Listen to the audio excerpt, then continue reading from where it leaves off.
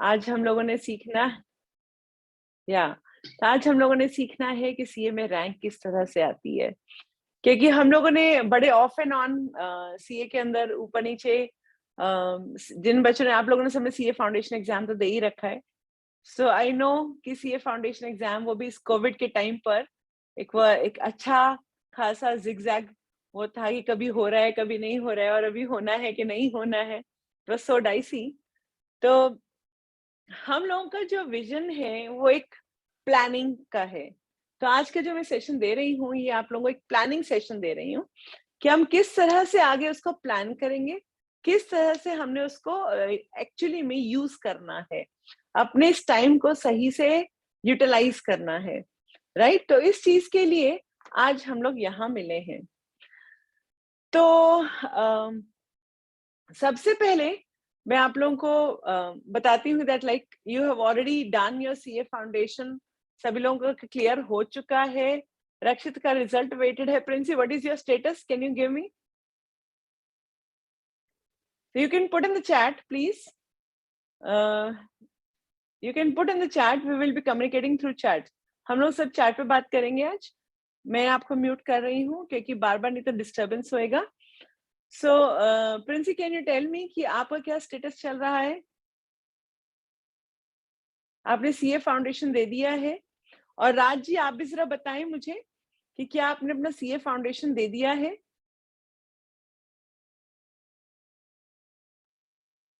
तो मुझे थोड़ा सा पता लगना चाहिए कि आप लोग किस स्टेटस पे हैं, क्या आपकी या रिजल्ट अभी तक नहीं आया है प्रिंसी का। गुड। और राज आप भी बताइए कि क्या आपका है? Okay, you have done CA foundation, right. तो चलिए अभी इंटर की तरफ आगे चलते हैं। और पीयूष ने एग्जाम इंटर के दिए हुए हैं और रक्षित ने भी सीए फाउंडेशन का रिजल्ट एग्जाम दे रखा है और अभी रिजल्ट अवेटेड है, राइट। तो चलिए सीए इंटर के अंदर रैंक कैसे प्लान करते हैं, आज मेरा मेन फोकस ये है, क्योंकि कुछ चीजों की प्लानिंग हमें बहुत पहले से करनी पड़ती है। तो पहले सीए इंटर के बारे में जानते हैं कि सीए इंटर है क्या, कितने सब्जेक्ट हैं, कैसे होता है, क्या होता है। तो सबसे पहले तो आपको अभी जैसे ही सीए फाउंडेशन का रिजल्ट आ जाता है, जिन्होंने भी पेपर दे रखे हैं और अभी तक आया नहीं है, तो आप लोगों ने सबसे पहले तो अपना ये फाउंडेशन क्लियर होना है और सीए फाउंडेशन के तुरंत बाद आपको उसके अंदर एनरोलमेंट कराना है। मतलब कि आईसीआई पे जाकर के आपको एनरोल कराना है कि हमने सीए फाउंडेशन कैसे मतलब इंटर के लिए हमें एनरोल कराना है, राइट। तो बहुत जल्दी मैं आपको एक वीडियो बना के दूंगी जिसके अंदर मैं आपको एनरोलमेंट का पूरा प्रोसीजर समझा दूंगी कि किस तरह से हम एनरोल करते हैं। फिर उसके बाद हम लोगों का 9 मंथ्स का स्टडी रहेगा और 9 मंथ्स के स्टडी के अंदर हम लोगों ने 9 महीना जम के पढ़ाई करनी है, राइट। पढ़ाई का मतलब ये नहीं कि हम कोई बुकवर्म बनने वाले हैं। और बहुत सारे आज क्वेश्चंस का मैं जवाब देने वाली हूँ कि कई बार हम लोगों को आज के सेशन में आप बेसिकली बहुत कुछ सीखेंगे। जैसे कि आज आपने प्लानिंग पूरी करानी, मैं आपको कराऊंगी सी इंटर है क्या, किस तरह से उसको क्रैक किया जाता है, किस तरह से मेरे एग्जाम से पहले मैं 5 बार रिवीजन कर सकती हूँ, पूरा सिलेबस कवर करने के साथ साथ 5 टाइम रिवीजन मैं कैसे कर सकती हूँ। क्योंकि जब एक बार आपको रैंक के लिए तैयारी करनी है तो आपको उससे ऊपर उठना पड़ेगा, जो सब करते हैं। जो सब करते हैं हमें उससे ऊपर उठना पड़ेगा, राइट। क्योंकि जो सब करते हैं अगर हम भी वही करेंगे तो क्या होगा, हम भी वही पाएंगे जो सब कर पाते हैं। तो सब क्या करते हैं, सब लोग नॉर्मली बोलते हैं अरे सीए बड़ा मुश्किल है, सीए के अंदर तो हमारे पास रिजल्ट बड़ा कम आता है। कुछ लोग बोलते हैं 3% रिजल्ट आता है ना, 2% रिजल्ट आता है। और कभी आप सीए को किसी को बोले अरे मैं सीए कर रहा हूँ तो वो आपको डराएंगे भी, अरे तो कहाँ सीए के चक्कर में पड़ गया, ये कर लेता वो कर लेता, ऐसा हो जाता वैसा हो जाता, and you get so many things around. तो हम लोग कंफ्यूज होते हैं कभी कभी, ठीक किया कि नहीं किया, मतलब गलती तो नहीं कर रही सीए लेकर के, है ना। कोई बहुत मुश्किल है, सब लोग बोलते हैं अरे बाप रे सीए तो बहुत मुश्किल है, बहुत मुश्किल है। मैं देखिए मुझे पढ़ाते हुए ये आज इस 2022 इज माई 25th ईयर। जहाँ मैं पढ़ा रही हूँ। 25 साल हो गए मुझे पढ़ाते हुए। और मैंने जैसे कि अभी आपको बताया कि 52,000 स्टूडेंट्स से भी ज़्यादा मैंने पढ़ाए हैं, और मैंने हर बार एक कॉमन पैटर्न समझा। वो क्या? कि आपको सीए करने के लिए कोई बहुत मेहनत की ज़रूरत नहीं है, कोई बहुत हार्ड वर्क मतलब दिन-रात पढ़ना, ऐसा कोई ज़रूरत नहीं है। The most important thing that you require is कि आपको फोकस मेंटेन करना है। क्या मेंटेन करना है? अपना फोकस मेंटेन करना है। जैसे ही आप अपना फोकस मेंटेन करते हैं और थोड़ा-सा कंसिस्टेंसी के साथ पढ़ाई करते हैं, तो सीए क्रैक करना बहुत आसान है। और मैं तो आज रैंक की प्लानिंग कराने जा रही हूँ, क्रैक तो बहुत छोटी बात हो गई। तो क्रैक तो आपका सिर्फ 50% मार्क्स पे भी हो जाता है, मैं तो रैंक की बातें कर रही हूँ आज। तो मगर आपको एक बात दिमाग में अच्छे से डालनी पड़ेगी कि जो सब करते हैं अगर आप वही करेंगे तो ऑब्वियसली वही पाएंगे जो सब पाते हैं, राइट? तो you have to do something extra. Extra का मतलब एक्स्ट्रा पढ़ाई नहीं है, एक्स्ट्रा प्लानिंग है। उसके लिए सही तरीके से आपको प्लानिंग करना पड़ेगा। अब सवाल ये उठता है किस प्लानिंग की बात कर रहे हो मैम, क्या प्लानिंग करने जा रहे हैं? जैसे मैं अभी आपको बता रही थी सीए का सारा, तो हमें प्लान करना है कि किस तरह से मेरा 5 बार एग्जाम से पहले पूरा रिवीजन हो जाए। और कौन सी कैसे रिवीजन करते हैं, 5 टाइम रिवीजन किसको बोलते हैं? क्या मैं अपनी पूरी कॉपी को 5 बार पलटूं क्या? नहीं, इसका हम एक पूरा स्ट्रेटेजी बनाएंगे आज, ठीक है? तो ये हमारा एक पूरा ओवरऑल सीन है जो आज हमें करना है। अब हम शुरू करते हैं, वापस मैं उस पे लेके आ रही हूँ कि सीए के अंदर आपका जो यस, तो सीए फाउंडेशन हमारा क्लियर होने के बाद हमें सीए इंटर में एडमिशन करना है, 9 मंथ्स पढ़ाई करनी है। एक ग्रुप में या बोथ ग्रुप में अपीयर करना है? अब नाउ इस बात का क्वेश्चन का जवाब भी मैं दूंगी कि एक ग्रुप में करना है कि दोनों ग्रुप में करना है। क्या सही रहेगा, क्या चीज हमारे लिए फिट है। उसके बाद नेक्स्ट हमारे पास आएगा, और वो आएगा हमारे पास कि जैसे हम करेंगे उसके बाद 3 इयर्स की आर्टिकलशिप ट्रेनिंग, और उसके बाद सीए फाइनल एग्जाम्स। और जब आप या आर्टिकलशिप ट्रेनिंग के साथ आप ग्रुप 2, जैसे अगर 1 दिया हो तो आर्टिकलशिप ट्रेनिंग के साथ ग्रुप 2 भी दे सकता है। और उसके बाद आपका final exam, and what you become, then you become a CA, right? So this is how you have to handle the entire thing. अब हमारे सीए ग्रुप 1 में 4 सब्जेक्ट्स हैं। Accounts, accounting which is of 100 marks, accounting which is of 100 marks. Then second is our corporate laws, right? This is our again 100 marks. Then third is cost and management accounts, which is 100 marks. And then taxation, which is 100 marks. So accounting, law, CMA और tax, ये 4 paper हुए group 1 के। और अब आते हैं group 2 के अंदर। ग्रुप 2 के अंदर भी 4 पेपर है, advance accounts, auditing, EIS, SM, और उसके बाद फाइनेंशियल मैनेजमेंट इन इको। अब ये जो हमारे पास 2 ग्रुप्स हैं, अब सबसे पहले इनका जवाब ढूंढते हैं कि एक ग्रुप करना चाहिए कि 2 ग्रुप करना चाहिए। देखिए, अगर आप सही से प्लानिंग करके मेहनत कर पाए और आपको एक कोई स्ट्रॉन्ग जो एक्सपीरियंस्ड बंदा है वो आपको मेंटर कर पाए, तो यस, बोथ द ग्रुप्स। क्योंकि अगर हमारा सपना है बिग 4 में जाने का, हम डिलॉयट, PwC, KPMG, EY के सपना देखते हैं, तो यस, फिर हमारे को बोथ ग्रुप्स में ही करना पड़ेगा। मगर एक और बात भी है, मैं हमेशा बोलती हूँ, pass in 1 is far better than fail in 2। तो कोई बच्चे दोनों ग्रुप दे तो देते हैं, भाई देना है देना है देना है करके, मगर अल्टीमेटली वो दोनों में फेल हो जाते हैं। और उसके बाद जब रिजल्ट आता है, नॉर्मली क्या होता है, दोनों ग्रुप दिया, दोनों ग्रुप के बाद 3 महीने बाद रिजल्ट आया, रिजल्ट आने के बाद पता चला फेल हो गए। उसके बाद क्या होगा? अब आपके पास से 2 ही महीना बचता है बेसिकली पढ़ाई करने को फिर से, और तब समझ में नहीं आ रहा होता कि क्या करें। वाइल अगर आप एक ग्रुप देते हैं और एक ग्रुप के बाद आप दूसरा ग्रुप उठाते हैं, और जैसे पेपर देके आप दूसरा ग्रुप उठाना शुरू कर देते हैं, और उसके बाद उन 3 महीनों को भी यूटिलाइज करते हैं, और नेक्स्ट टाइम बहुत प्लान्ड वे में आप ग्रुप सेकंड देते हैं, तो आप अपने दोनों ग्रुप्स बड़े आराम से कर सकते हैं। सो कहने का मतलब ये है कि जरूरी नहीं है कि आप बोथ ग्रुप्स के पीछे ही काम करें, आप एक एक ग्रुप को प्रॉपरली प्लान करके काम कर सकते हैं। मैं बार बार आज प्लान प्लान प्लान प्लान बोलूंगी, क्योंकि आज का और रादर किसी भी चीज को अचीव करने के लिए आपको प्लानिंग बहुत जरूरी है। आपको आज कहीं जाना भी है, सपोज कहिए आपको कहीं बाहर जाना है, तो भी क्या करना चाहिए, आपको प्लानिंग करना चाहिए। सबसे पहले से 5 मिनट लगा के प्लान करके ले जाओ कि वहां पे जाके क्या काम करना है, क्या सामान लेके जाना है। ये तो आधे रास्ता आने के बाद पता चलता है अरे ये सामान तो भूल गए, ये तो चाहिए था आज, है ना। और उसके बाद फिर वहां जाने के बाद पता चलता है अरे ये सामान, ये चीज तो लाए नहीं। तो किसका मतलब क्या हुआ, आज आपको कहीं जाना भी है तो आपको कहीं ना कहीं उसको प्लान करना पड़ेगा।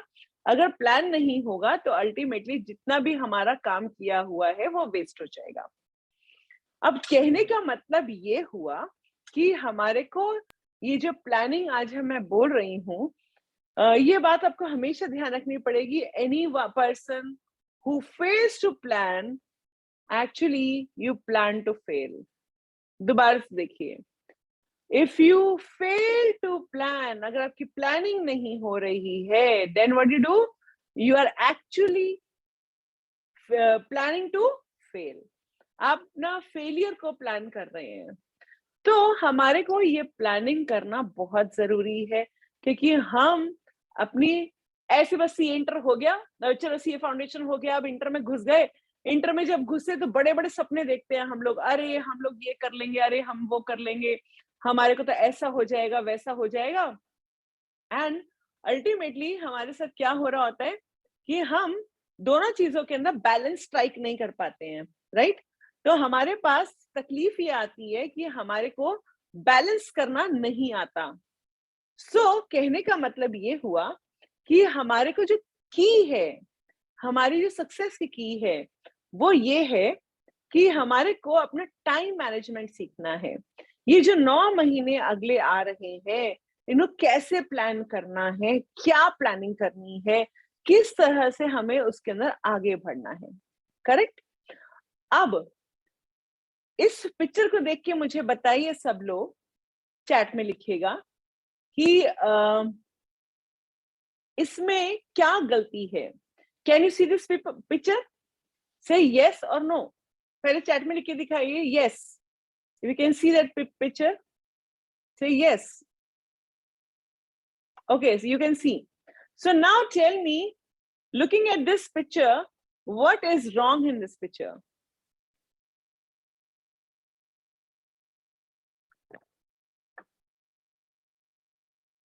What is wrong in this picture? अब बोले सब कुछ सही तो है, क्या गलती है? Can anybody tell me?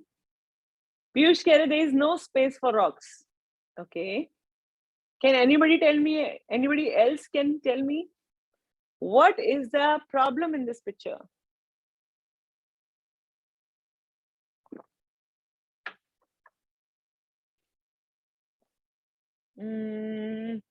No replies from anyone's side.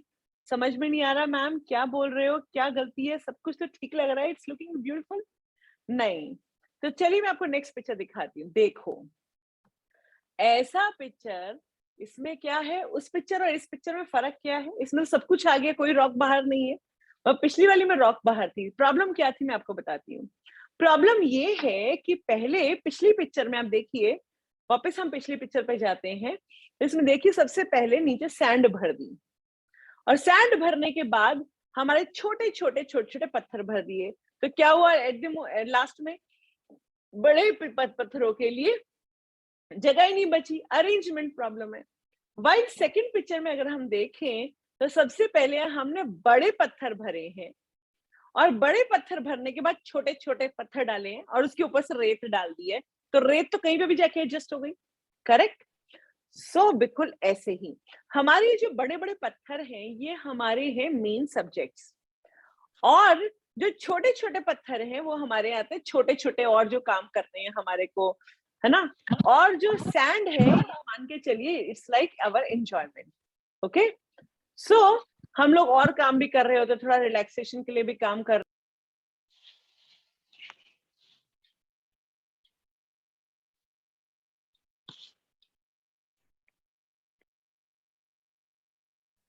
Ma'am, you are on mute. Okay, I'm mute. I am okay. Yeah. Thank you.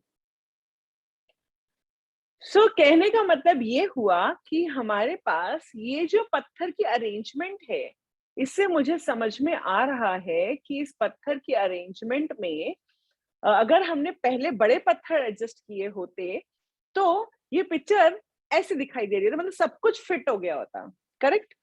ये बिल्कुल ऐसे ही हमारी अपनी सीए की प्लानिंग है। पहले हमें अपने सीए के मेन ब्लॉक्स प्लान करने हैं कि ये सब्जेक्ट, ये सब्जेक्ट, ये सब्जेक्ट, ये सब जब प्लान हो जाता है उसके बाद हमारे को छोटे छोटे चीजों को प्लान करना है। और फिर हमारा जो डे रूटीन है, हमारे को घूमने जाना है, हमारे को थोड़ी देर अपना सोशल मीडिया पे भी टाइम बिताना है। ऐसा नहीं कह रही हूँ कि बिल्कुल अब तो हम सब कुछ त्याग देंगे। कुछ लोग बोलते हैं नहीं नहीं सीए करना तो सब कुछ त्याग देना पड़ेगा। नहीं नहीं, ऐसा बिल्कुल भी नहीं है। सीए करके सब कुछ त्यागना नहीं है, मगर हाँ प्लान जरूर करना है। और वो भी इस तरह की जो रॉक प्लानिंग मैंने आपको सिखाई है, ये प्लानिंग आपको जरूर करनी है, क्योंकि जब आप ये प्लानिंग करते हैं तो उसके बाद यू बिकम मोर कंफर्टेबल। सब कुछ आ गया ऐसी उसी सेम जार में, सेम पत्थर के अरेंजमेंट में सब कुछ एक साथ एडजस्ट हो गया, मगर only point is we need proper arrangement. Correct? So अभी मुझे एक ग्रुप करना है कि दो ग्रुप करना है, वो हमारे पे डिपेंड करेगा। आपको लगभग थोड़े दिन पढ़ने के बाद, लगभग 10-15 दिन पढ़ने के बाद आप आराम से जजमेंट ले सकते हैं कि मैं बोथ ग्रुप्स कर सकता हूँ कि सिंगल ग्रुप करूंगा। और अगर जो आपने एक्चुअली क्या होता है, नॉर्मली मैं देखा है स्टूडेंट्स को शुरू शुरू में तो वो बोलते हैं अरे हम लोग मैरिट रैंक लाएंगे, है ना, इस बार तो हमने रैंक ला के देनी है। उसके बाद क्या होता है, थोड़े दिनों बाद चलते चलते चलते फिर बोलते हैं नहीं नहीं नहीं, थोड़ा मुश्किल हो रहा है, रैंक तो नहीं आएगी, चलो पास हो जाएंगे, है ना। तो फिर पास होने की स्ट्रेटेजी बनाना शुरू कर देते हैं वो। और फिर थोड़े दिनों बाद बोलते हैं नहीं नहीं नहीं, पास तो बड़ा मुश्किल लग रहा है भाई, बड़ा मुश्किल है रे सीए, है ना, 8 सब्जेक्ट बड़े मुश्किल लग रहे हैं, चलो एक काम करते हैं एक ही ग्रुप दे देते हैं। फिर बड़े दिनों तक यूं यूं झूलते रहेंगे, एक ग्रुप दें दो ग्रुप दें, एक ग्रुप दें दो ग्रुप दें, है ना, करें ना करें करें ना करें, उसके बीच में वो परेशान रहते हैं। और उसके बाद लास्ट मोमेंट जिस भी तरफ डिसीजन लेते हैं, इतना टाइम वेस्ट कर चुके होते हैं कि अल्टीमेटली वो दोनों ही ग्रुप ठीक से, चाहे एक दिया हो या दोनों दिए हो, अल्टीमेटली वो ठीक से परफॉर्म नहीं कर पाते। और उसके बाद वो परेशान होते, क्या करूं, फंस गया मैं, अब तो गड़बड़ हो गई, सारा पेपर मेरा गड़बड़ हो गया। Yes Piyush, do you think I am right? Absolutely ma'am, बहुत हुआ है ऐसा, इंस्टेंसेस बहुत देखे हैं। हाँ, सो एक्चुअली इस तरह की जो प्रॉब्लम है ये आपको हर जगह नजर आएगी। ये आपको हर उस स्टूडेंट में नजर आएगी जहां पर प्लानिंग प्रॉपर नहीं है। राइट? तो यही चीज मैं आपको बार बार बोल रही हूँ। राइट? तो हमने समझा कि हमारे 4 सब्जेक्ट्स ग्रुप ए में है, 4 सब्जेक्ट्स ग्रुप बी, मतलब कि फर्स्ट ग्रुप और सेकेंड ग्रुप में है। और इस तरह से हमारे को अब इनका प्रॉब्लम का प्रॉपर सब्जेक्ट का प्लानिंग करना है। तो रियल सोल्यूशन क्या है? Real solution is structural studies, right? That you have to make structure for your studies. तो पहले आपको डिसीजन लेना है, मेरे को 4 करना है कि 8 करना है, मतलब 4 सब्जेक्ट पढ़ना है, एक ग्रुप करना है कि 2 ग्रुप करना है। उसके हिसाब से आपको टाइम देखना पड़ेगा अपना। देखिए अप्रोक्सीमेटली मैं आपको बताऊं, किसी भी एक सब्जेक्ट को कंप्लीट करने में you require almost 3 months, 3 hours daily. 3 hours daily का मतलब हुआ प्रैक्टिस समेत, राइट? 1 आवर क्लास और 1 आवर की प्रैक्टिस। थोड़ा बहुत कभी कभी थोड़ा सा ज्यादा लग गया, कभी टेस्ट दे दिया, कभी ये हुआ कभी वो हुआ, अप्रोक्सीमेटली, राइट? 2.5 to 3 hours. देखो स्कूल भी जाते थे तो हम सुबह सुबह 8 बजे स्कूल पहुंच जाते थे और 2 बजे तक स्कूल छूटता था, तो भी हम कितने घंटा पढ़ाई करते थे बताइए जरा? तभी हम 6 घंटा पढ़ाई करते ही करते थे। मैं कहती हूँ बिल्कुल स्कूल टाइम के हिसाब से चलिए। सुबह 8 बजे बैठिए। आपको लगता है नहीं सुबह 8 जल्दी हो जाएगा, कोई बात नहीं, मतलब मैं तो 8 आवर्स आपको बात कर रही हूँ। आप अपना 6 घंटा नहीं 7 घंटा के आसपास का प्लानिंग करिए। 2 सब्जेक्ट एक बार में उठाइए। 2 सब्जेक्ट को उठाने के बाद आपको जैसे अपने अकाउंट, फर्स्ट सपोज पहले पहले ग्रुप 1 उठाया, सिर्फ ग्रुप 1 उठाइए। अकाउंट्स, कॉस्टिंग, ये 2 सब्जेक्ट उठा लीजिए अच्छे से। ये 2 सब्जेक्ट उठाने के बाद नाउ यू आर पक्का पक्का कि मेरा ये हो जाएगा। आपने सिर्फ रोज 5 घंटा 6 घंटा पढ़ाई करना है, ज्यादा नहीं करना है। अब देखो 24 आवर में से 6 घंटा बोल रही हूँ, इसका मतलब 6 घंटा 7 घंटा सो भी जाएंगे, उसके बाद भी आपके पास 5-6 घंटा और सब एक्टिविटीज के लिए कोई बहुत बर्डन लेने की जरूरत नहीं है। राइट? तो आपने क्या करना है कि इस तरह से आपने अपने सब्जेक्ट उठा लिया, 1 घंटा क्लास लिया, उसका प्रैक्टिस किया, फिर 1 घंटा क्लास लिया, फिर उसका प्रैक्टिस किया, फिर 1 घंटा क्लास लिया, फिर उसका प्रैक्टिस किया। इस तरह से आपने 6 आवर्स की स्टडीज को प्लान करना है। तो जैसे अगर हम अपनी ऑनलाइन क्लासेस की बात करते हैं, तो ऑनलाइन क्लासेस में नॉर्मली आप 2 क्लासेस पर डे पर सब्जेक्ट ले सकते हैं और उसके साथ में प्रैक्टिस कर सकते हैं। कभी-कभी 2 ले लिया, कभी-कभी इस तरह से करा। मैं आपको एग्जैक्टली बताऊंगी कितने किस पैटर्न में चलना है। तो आपका अगर इस तरह से आप चलते हैं 6 to 7 आवर्स पर डे, तो आपका बड़े आराम से 2.5 मंथ्स में 2 सब्जेक्ट बिल्कुल फिनिश हो जाएंगे, बिल्कुल आराम से फिनिश हो जाएंगे। और बाकी 2 सब्जेक्ट आप उसके बाद ले सकते हैं। अगर आपको लगता है कि नहीं मेरे पास ज्यादा पढ़ने का स्टेमिना है, मैं ज्यादा कर सकता हूँ, फिर आप उसके बाद अपना कोशिश करिए 3.5 मंथ्स के अंदर, कि थ्योरी में कम टाइम लगता है, प्रैक्टिकल में थोड़ा ज्यादा टाइम लगता है। अगर प्रैक्टिकल में आप डेली करेंगे तो 2 मंथ्स के अंदर, 2.5 मंथ्स में खत्म हो जाएगा। और अगर थ्योरी करेंगे तो 1.5 मंथ में फिनिश हो जाएगा। अगर आपको लगता है हाँ मेरा ये बिल्कुल प्लान्ड वे में चला गया, मुझे कोई तकलीफ नहीं है, तो थ्योरी जब आएगा उसके साथ साथ आप ग्रुप 2 की प्लानिंग कर सकते हैं। आप मेरे साथ बैठ सकते हैं और मेरे से पूछ सकते हैं, देखो मैम मैंने इतना इतना कर लिया है, अब मैं इतना और करने जा रहा हूँ, एंड नाउ अब क्या मैं ग्रुप 2 उठा लूं? अगर मेरी ओपिनियन आपके पास आएगी yes now you can pick up group 2 also, तब आप अपना ग्रुप 2 भी उठा लीजिए और ग्रुप 2 को उठा करके अपना काम करना शुरू कर दीजिए। राइट? अब ऐसा करने से क्या होगा कि आपका एक ग्रुप पक्का हो गया और दूसरे ग्रुप के लिए अब तैयारी शुरू हो गया। अगर मुझे लगा कि नहीं अभी आपका ग्रुप 1 ही थोड़ा कच्चा कच्चा है, तभी हम क्या करेंगे, ग्रुप 1 को ही दोबारा से रिवीजन में डालेंगे, फिर एक ही ग्रुप देंगे, फिर दोनों ग्रुप के ऊपर नहीं जाएंगे हम। तो ये प्रॉपरली सिस्टमेटिक प्लानिंग के साथ करना है। मैं फिर से बोल रही हूँ आपको, जैसे कि सपोज करिए आपने आज 2 क्लास, जैसे अकाउंट्स और कॉस्टिंग 2 सब्जेक्ट पढ़ना शुरू किया। सबसे पहले आपने अकाउंट्स पढ़ा, सपोज करिए 2 क्लास लिया, 1 घंटा आपने सेल्फ स्टडी किया, फिर उसके सारे क्वेश्चंस वगैरह आपने बना लिए। उसके बाद फिर आपने कॉस्टिंग उठाया, ब्रेक लिया, आराम से ब्रेक लिया, खाना खाया, घूमा फिरा, थोड़ा आराम किया। अब उसके बाद फिर से 2 घंटा बैठ करके 2 क्लास लीजिए, उसके बाद फिर 1 डेढ़ घंटा प्रैक्टिस करिए, हो गया अपना, आराम से काम हो जाएगा। इस तरह से अगर हम डेली करते हैं तो हमारा लगभग 2 मंथ्स के अंदर अंदर फिनिश, क्योंकि कोई भी कोर्स लगभग 100-120 आवर्स के आसपास होता है। और अगर हम इस तरह से प्लानिंग करें तो आप देखिए, अगर मैं 2 क्लासेस पर डे की बात कर रही हूँ, 2 आवर्स की क्लासेस पर डे की बात कर रही हूँ पर सब्जेक्ट, तो फिर क्या होगा, आपने 2 सब्जेक्ट उठाए हैं तो that mean 60 classes per month हो जाएंगी एंड 120 क्लासेस इन 2 मंथ्स हो जाएंगी। थोड़ा कभी किसी दिन घूमने चले गए या थोड़ा नहीं पढ़ने का मन कर रहा, कोई बात नहीं, आपका 2 नहीं 2 महीना 10 दिन 5 दिन में वो कंप्लीट हो जाना चाहिए, with test with everything done.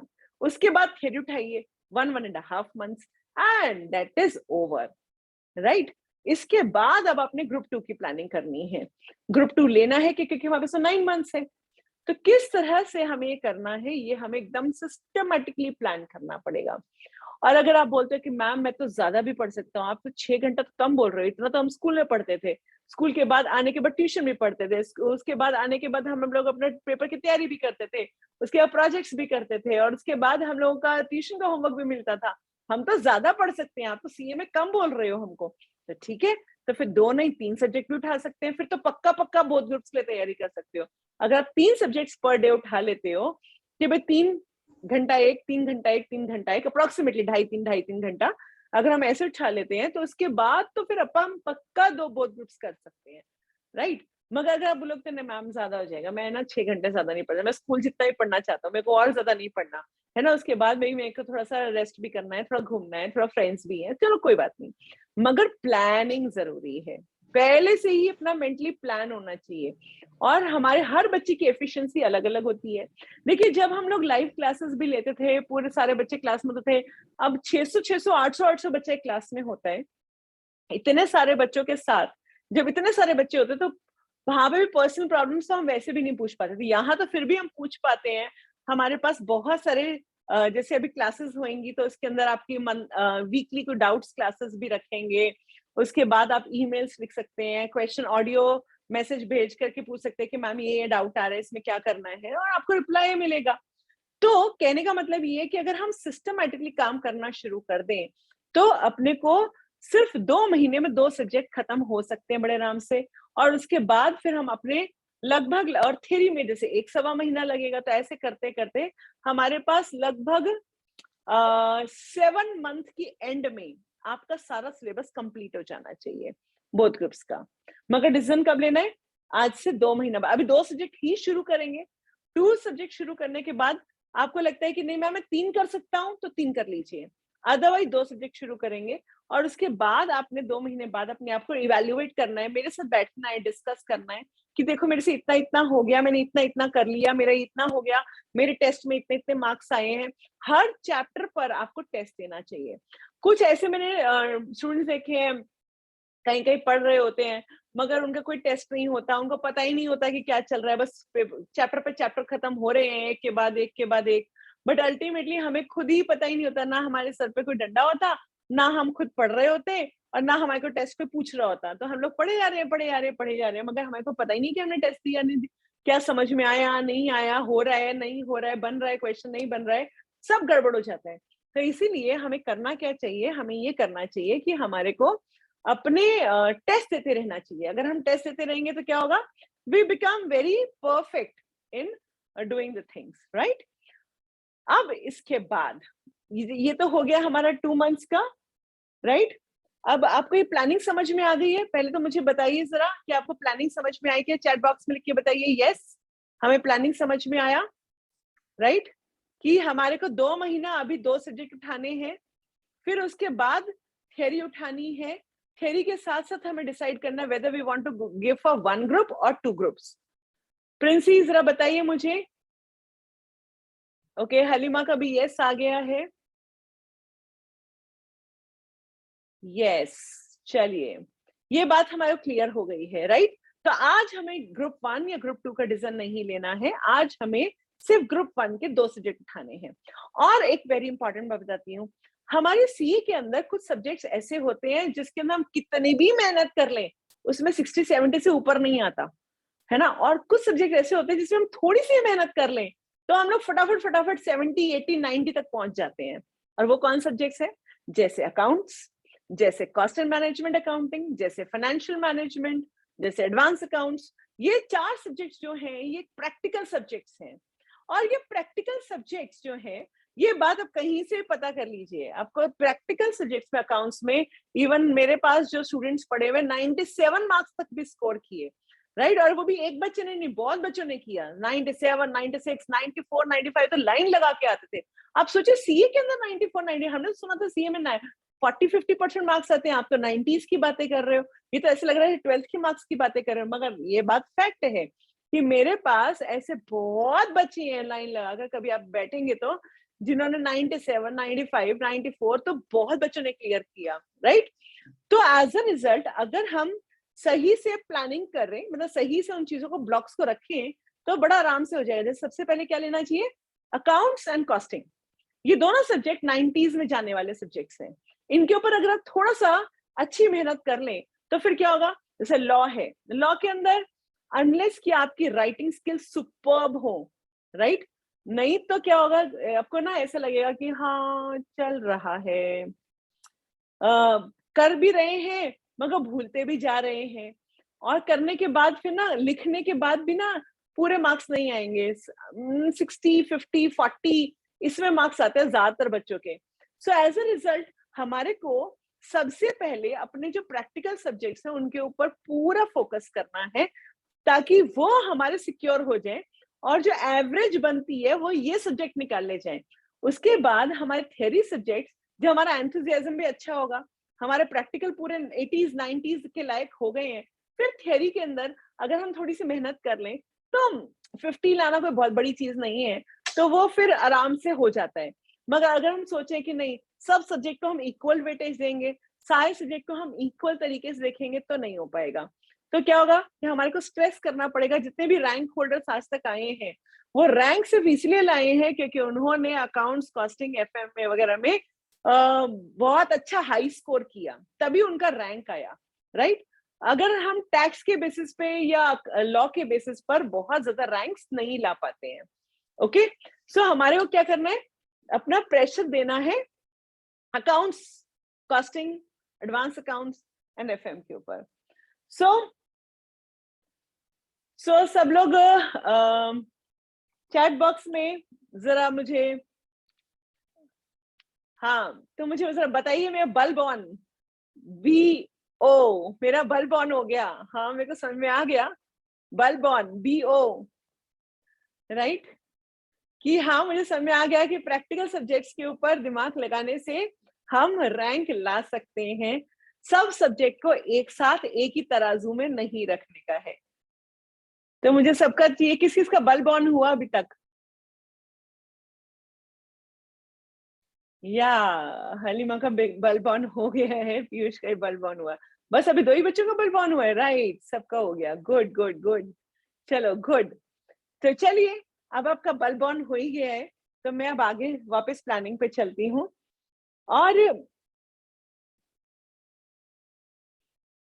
Right, so to avoid last minute stress, what we have to do is, हमारे को जो पढ़ाई करनी है, मैंने आपको बताया मंथ वाइज पहले अपने अकाउंट्स करना है, कॉस्टिंग करना है, फिर आपने अपना टैक्स और लॉ उठाना है, फिर डिसाइड करना है कि आपको बोथ ग्रुप चाहिए कि नहीं चाहिए, राइट? दूसरा ग्रुप उठाएं कि ना उठाएं।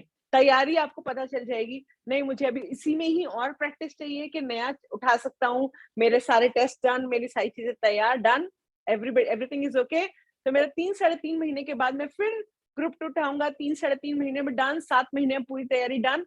उसके बाद लास्ट 2 मंथ क्या करना है, अब मुझे उसकी बात करनी है।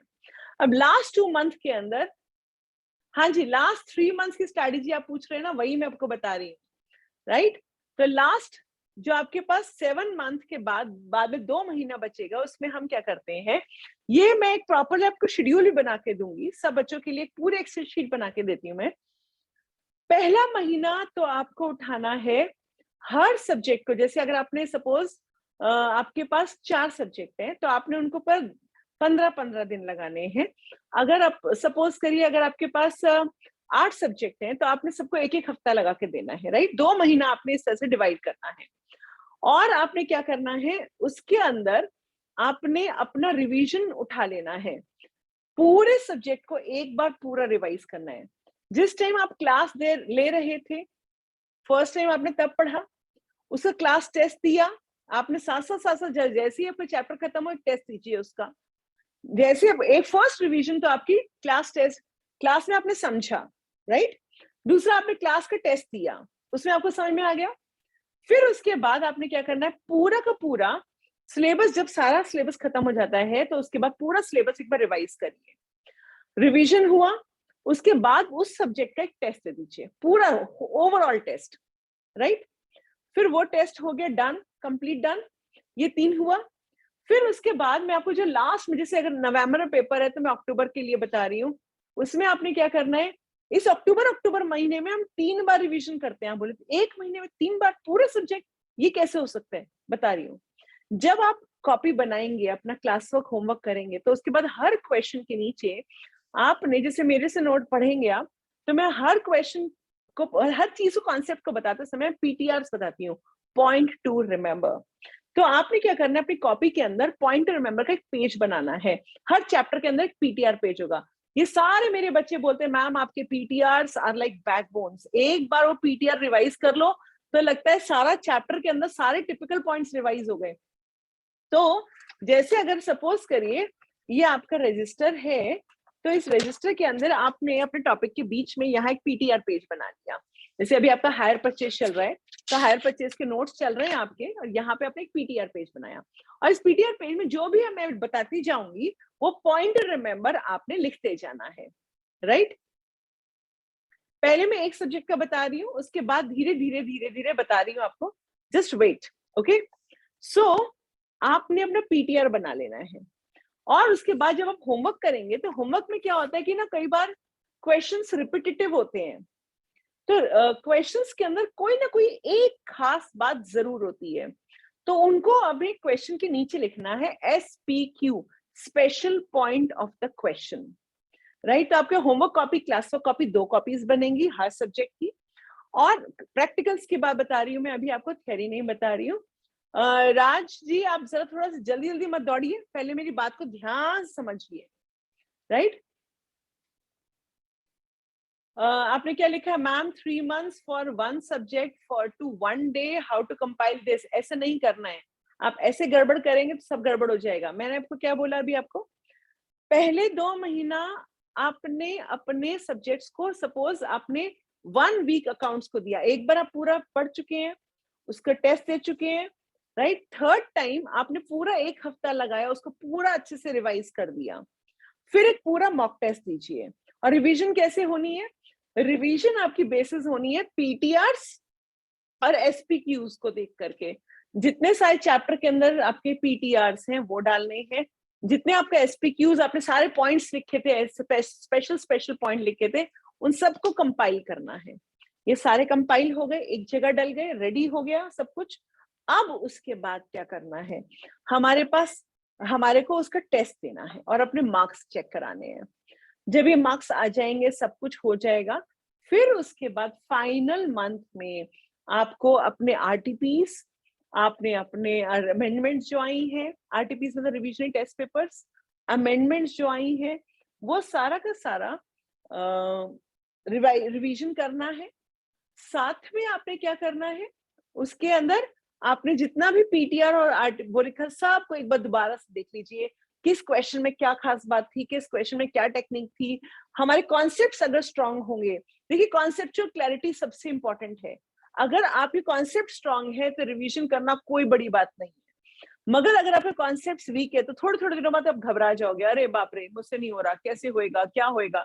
तो हम देखते हैं कि आजकल बहुत सारे टीचर्स भी, बच्चे भी क्या करते हैं, चीजों को केवल रट्टा मारने की कोशिश करते हैं, राइट। ये ऐसा ऐसा ऐसा ऐसा होता है, पर जब ऐसा ऐसा ऐसा ऐसा होता है तो क्या होगा कि अगर आप ऐसे ही लर्न करेंगे, मतलब रट्टा मारेंगे, तो क्या होगा, आप वो क्वेश्चन तो कर लेंगे बट दूसरा क्वेश्चन आएगा फिर हिल जाएंगे, जरा सी एडजस्टमेंट चेंज होएगी फिर हिल जाएंगे, फिर लगेगा यार ये तो हो ही नहीं रहा, क्या करूं मैं।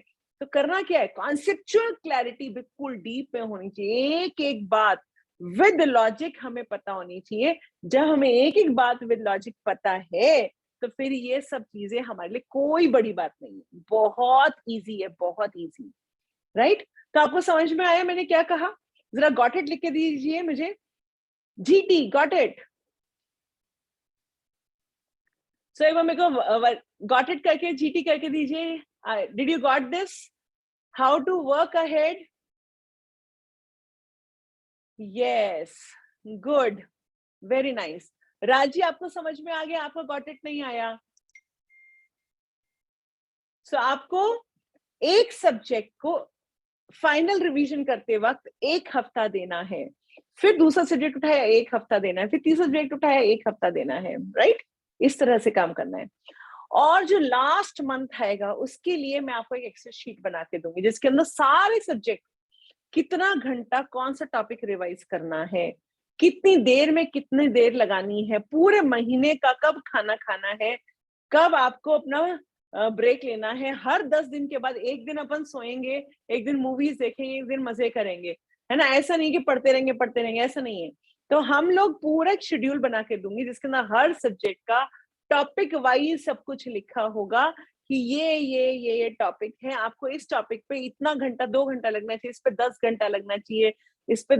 तो अगर 10 घंटा है तो हम क्या करेंगे, 2 दिन में कर देंगे, और एक दिन में 2 सब्जेक्ट उठा के हम पूरा 20 दिन के अंदर, लास्ट मंथ 20 दिन हम अपना पूरा रिवीजन करेंगे। 20 दिन में सारा सिलेबस रिवाइज हो सकता है? Answer is yes. मैं पिछले 25 सालों से बच्चों को एक शेड्यूल दे रही हूँ, एक मैजिक शेड्यूल है। इस मैजिक शेड्यूल को फॉलो करने पे जो बच्चा उसको फॉलो कर लेता है वो पक्का पक्का उसके बोथ ग्रुप्स क्लियर होते ही होते हैं। मतलब मैंने आज तक ऐसा कोई बच्चा नहीं देखा जिसने मेरा वो मैजिक शेड्यूल फॉलो ना किया हो और उसके बाद वो गड़बड़ा गया हो, right. So can you write down wow in the chat box कि मैजिक शेड्यूल किस किस को चाहिए? पहले तो ये बताओ, जरा वाओ लिखना पड़ेगा उसके लिए। 20 दिन में पूरा सीए का सिलेबस सिर्फ 9 से 10 घंटा पढ़ के, एग्जाम वाले दिन 9 से 10 घंटा पढ़ने को कह रही हूँ, ऐसे नहीं कि पहले से ही बोल रही हूँ, राइट। सिर्फ एग्जाम वाले दिन 9 से 10 घंटा पढ़कर आपको पूरा का पूरा तैयार करना है। गुड। और फिर उसके बाद आती है full dress rehearsal and then final exam. So full dress rehearsal पे अपन 6th टाइम रिवीजन कर रहे होंगे और जब हम फुल ड्रेस रिहर्सल करते हैं तो उसका तरीका मैं बिल्कुल लास्ट में बताऊंगी, अभी बताने का कोई फायदा नहीं है। मतलब 3 दिन के अंदर 3 सब्जेक्ट्स खत्म, और उसके बाद फिर हम एग्जाम वाले दिन आराम से बैठ करके सीटियां बजा करके पेपर दे के आएंगे, राइट। और इस तरीके से मैंने देखा है जो बच्चे थोड़ा सा भी फोकस मेंटेन कर लेते हैं, कोई बच्चे क्या होता है कि नहीं जी बहुत ज्यादा इधर उधर पढ़ना ही छोड़ दिया, बिल्कुल ही मन नहीं कर रहा, तो बात अलग है। अदरवाइज जो इस शेड्यूल को फॉलो कर लेता है वो पक्का पक्का प्रॉपरली सीए क्लियर एक बार में कर जाता है। और सभी के सभी बच्चे मेरे को जितने भी सीए फाइनल के टीचर्स मिलते हैं वो सभी एक ही बात बोलते हैं कि भाई आपका बच्चा हमेशा अलग क्यों नजर आता है। पूरे सब बच्चों में सब आपके बच्चे बहुत लॉजिकल बातें कर रहे होते हैं, इतनी कॉन्सेप्चुअल क्लैरिटी होती है उनको। तो बहुत सिंपल है जी, हम लोग तो कॉन्सेप्ट के ऊपर काम करेंगे, अपनी कॉपियां बनाएंगे प्रॉपरली। आपको जैसे बुक्स मिलती है, प्रॉपर बुक्स मिलेंगी आपको, ई कॉपीज मिलेंगी बुक्स की, जिसको आप प्रिंट आउट भी निकाल सकते हैं। उन सारी बुक्स के साथ आप एक तरह से पूरा एक एक दिन का एक एक कॉन्सेप्ट को सीक्वेंस में समझ सकते हैं। और जब ये समझ में आ गया तो आप खुद देखिएगा आपका कॉन्फिडेंस कितना ऊपर होगा, राइट। और हर चैप्टर के बाद टेस्ट, ये आपका एक रूल होना चाहिए, भाई हर चैप्टर के बाद मुझे टेस्ट देना है और मुझे वो टेस्ट खुद चेक करना है। क्योंकि देखो मैंने सपोज मैंने आपका टेस्ट चेक कर दिया, मैंने बता दिया राइट है या रॉन्ग है, राइट है रॉन्ग है, अच्छा नहीं है, तो क्या होगा फिर अल्टीमेटली ये होगा कि आपने टेस्ट तो चेक कर दिया मगर हमें तो अपनी गलतियां पता ही नहीं चली। तो जब हम अपने टेस्ट देखते हैं, उसको इवेल्युएट खुद करते हैं, एज ए एग्जामिनर हम बन जाते हैं। एग्जामिनर कैसे बनते हैं मैं सिखाऊंगी आपको, पूरा उसके ऊपर एक ट्रेनिंग हुई कि आप खुद कैसे एग्जामिनर बन सकते हैं अपने। जब मैं आपको पेपर दिया, आपने उसको सॉल्व किया और खुद एग्जामिनेशन चश्मे से आप उसको चेक करेंगे तो आपको समझ आएगा अच्छा ऐसे नहीं, इसको ऐसे लिखना चाहिए था, ऐसे नहीं इसलिए मैंने इसके मार्क्स काट दिए, इसके मार्क्स काट दिए। तब आपको समझ में आएगा अच्छा देखो 70 मार्क्स वाला और 90 मार्क्स वाला हमेशा सेम पेपर करके आता है, ये ध्यान रखना। मगर से 20 नंबर का फर्क, किसी के 90s में आया और किसी के 70 में आया, बहुत मेजर फर्क है, राइट ना। तो 70 और 90s मार्क्स में आने वाला बच्चे का फर्क सिर्फ इतना होता है कि 90 वाले बच्चे को छोटे छोटे बारीक प्रेजेंटेशन पॉइंट पता होते हैं जहां उसके मार्क्स कट जाते हैं। 70 वाले बच्चे को पेपर तो सारा आ रहा होता है मगर उसको प्रेजेंटेशन ठीक से करनी नहीं आती है। तो वो प्रेजेंटेशन हमारा बहुत जरूरी है, बहुत बहुत बहुत जरूरी है, राइट। सो ये प्रेजेंटेशन के बारे में अगर नहीं पता था तो जरा मुझे डीएन के लिख के बताओ। डीएन के आई डोंट नो, मुझे तो पता ही नहीं था ऐसे प्रेजेंटेशन में, क्योंकि अभी फाउंडेशन का पेपर नहीं है ना, अभी तो इंटर है। फाउंडेशन तो क्या था 11 12 का थोड़ा सा एक्सटेंशन था, भाई 11 12 कर लिया उसी के अंदर थोड़ा सा एड ऑन करो और हो जाएगा, right. But inter is your practical life, तो इसका एक प्रेजेंटेशन तरीका होता है। प्रेजेंटेशन जब तरीका आएगा आपको तो आपको सब कुछ आराम से हैंडल करना आ जाएगा। ये प्रेजेंटेशन तरीका ऐसे ऐसे इसका हैंडल करना, इट्स सो इजी, करेक्ट। अब हम चलते हैं आगे और आज का मैं आप लोगों को एक बहुत इंपॉर्टेंट चीज बताने जा रही हूँ। ये सारी जो हमारी क्लासेस हैं, मैं आपको अभी फॉर टाइमिंग 3 क्लासेस दे रही हूँ। जल्दी सी ही मैं आप लोगों को इवन 4th भी दे दूंगी, financial management. But for timing में अभी आपको 3 कोर्सेज ऑफर कर रही हूँ और वो है हमारे अकाउंट्स, हमारे कॉस्ट एंड मैनेजमेंट अकाउंटिंग और एडवांस अकाउंटिंग, राइट। इन सब की फीस 20,000 है, मगर अभी इस महीने के लिए पूरा मंथ के लिए हमारी जो फीस है वो 50% ऑफ चल रही है। दैट मीन्स 9,999 में आप कोई भी एक सब्जेक्ट ले सकते हैं। मतलब अगर आप सिर्फ 9,999 देते हैं तो उसमें आपका कोई भी सब्जेक्ट आपका अभी शुरू कर सकते हैं राइट नाउ। और इसके बाद अगर आप बोलते नहीं मैम मेरे को तो और ऑफर चाहिए, देखो अब मैं आपके पास, आप लोग आए हुए हैं तो मन करता है नहीं नहीं मैम कुछ और भी बता दो, तो चलो एक और बात, सिर्फ इस महीने के लिए कोई भी 2 सब्जेक्ट आप ले सकते हैं 12,999 में। तो आप सोचो कि 40,000 का जो कोर्स है आपको सिर्फ 12,999 में मिल रहा है, और 3 सब्जेक्ट 60,000 जो 2020 थे वो सिर्फ आपको मिल रहे हैं ओनली 1/4 कॉस्ट में, दैट इज 14,999। वो ये सिर्फ इस महीने के लिए है क्योंकि इस मंथ हमारा ये स्पेशल ऑफर चल रहा है, राइट। तो 20 60,000 बनता है और ये 14,999 मतलब कि 25% से भी कम हो गया. Okay, and since today is a Republic Day and we are celebrating our 73rd Republic Day, so I'm giving you one more offer, right? अगर आप 31 जनवरी तक 5,000 रुपीज देकर अपनी बुकिंग करवा रहे हैं, so I'm giving you a early bird coupon code. अब इसको जो कूपन कोड है आप नोट डाउन कर लीजिए, आज का रिपब्लिक डे का REP73, ये आप कूपन कोड लगाएंगे तो आपका जो टोटल, जो भी आपने 1 लेना है, 2 लेना है, 3 लेना है, उसमें से 1499 कम हो जाएगा, right? So it's an amazing offer. What is the mode of lecture? Mode of lecture, we have a full learning management system where this learning management system is a system जहां पर मैं आपको बिल्कुल ऐसे लगूंगी जैसे आपको लाइव पढ़ा रही हूँ individually, and it is a self paced classes. Self paced classes के अंदर आप लोगों की जो क्लासेस हैं, आप अपनी स्पीड के हिसाब से उसको ऑल्टर कर सकते हैं. आपको लगता है कि मैम मैं हमेशा आपको कोशिश करूंगी कि आप क्या करोगे, मैं आपको बार बार बोलूंगी, अच्छा चलो आपने समझ लिया, अब आप उसको पॉज कर दीजिए. पॉज करने के बाद अभी सारे बैठ के नोट्स बना लीजिए. ये पूरा क्वेश्चन थोड़ी थोड़ी देर बाद मैं आपको पॉज करवाऊंगी और पूरा नोट, पूरे जो स्क्रीन पे दिख रहा है उसको बोलूंगी नोट डाउन करिए. तो आपको पूरा नोट डाउन करते जाइए, पढ़ते जाइए, एक एक चीज को पढ़ते जाइए. और मैं आपको एक शीट दूंगी, एक आपको पूरा एक फॉर्म आएगा जिसके अंदर आप मुझे जितना जितना काम करते गए हैं उसको अपडेट करते जाएंगे, तो आपका पूरा एक शेड्यूल बन जाएगा कि हाँ भाई मैंने ये चीज इस तारीख तक कंप्लीट करनी है. और हर चीज को कंप्लीट करने के बाद उसमें डालते जाना है. और वो सारी चीजें जब डल जाएंगी तो मेरे को पता रहेगा कि आप क्या कर रहे हैं, और आपको भी पता रहेगा कि मेरे को मैम को रिपोर्ट करना है, राइट? इसके अलावा आपके पास जब भी आपके डाउट्स होंगे, यस आपको ये जो क्लासेस हैं ये आप कभी भी देख सकते हैं. इसके अंदर आप रिवीजन भी कर सकते हैं, 1 बार नहीं, 2 बार नहीं, 10 बार नहीं, 50 बार भी आपको देखनी है, कोई प्रॉब्लम नहीं है. ऐसा नहीं है कि आज 2 बार देख लिया या 5 बार देख लिया तो क्लासेस उड़ जाएंगी. नहीं नहीं नहीं, ऐसा नहीं है.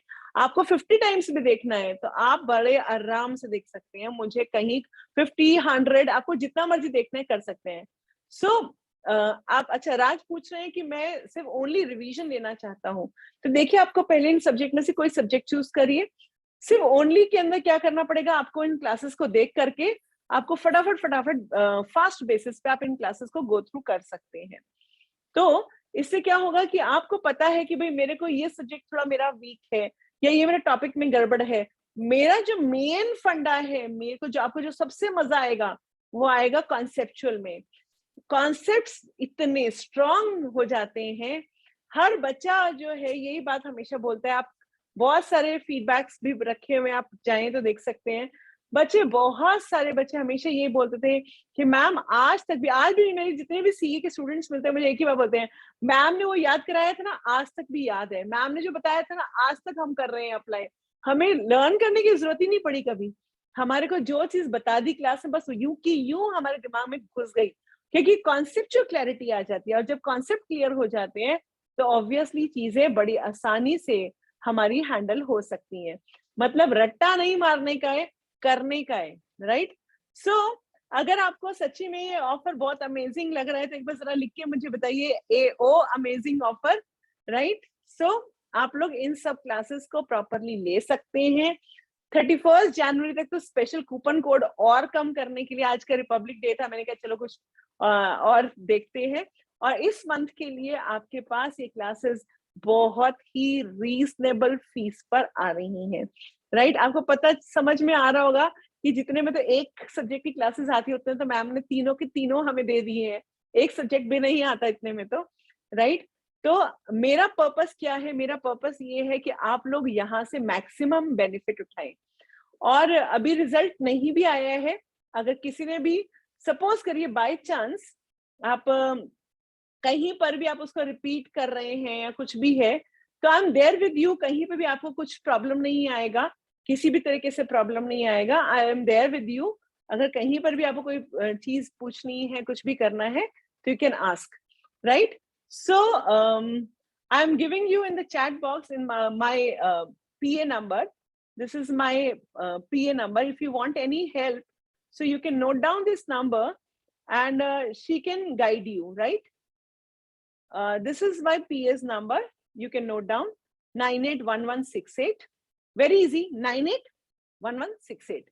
फिर देन उल्टा गिनती, सॉरी सीधी गिनती 2 3 4 5. Okay, so this is a easy number two learn and आप नोट डाउन भी कर सकते हैं. If you want any sort of planning, if you want any sort of help from my side, you can call my PA on this number and she will definitely help you and she can connect you to me. वो आपको वो मुझे connect करा के देंगे. अगर आपको कहीं पे कोई भी बात पूछनी है, बात करनी है मुझसे, तो you can call at this number and वो मुझसे बात करा देंगे. आपको जैसी मैं अवेलेबल होंगी उसके बाद वो बात करेंगी. सो एक तरह से आपकी स्पीड पर है. आप थोड़ा स्लो ग्रास्पिंग करते हैं तो आप अपने हिसाब से उसको आराम से लिख लिख के काम कर सकते हैं. अगर आप फास्ट चलते हैं तो थोड़ा सा फास्ट पेस भी कर सकते हैं. नीचे आपको कुछ कमेंट्स लिखने का ऑफर जगह मिलेगा जहां पे आप अपने कमेंट्स लिख सकते हैं. आपको कोई बात समझ में नहीं आई, डाल सकते हैं. मैं आपको नेक्स्ट डे तक रिप्लाई करूंगी. इसके अलावा चैप्टर वाइज टेस्ट, फिर लास्ट में मॉक टेस्ट. खूब सारे मॉक टेस्ट मिलेंगे आपको जिनको आप अपनी डेली रूटीन लाइफ में लगा सकते हैं. राइट.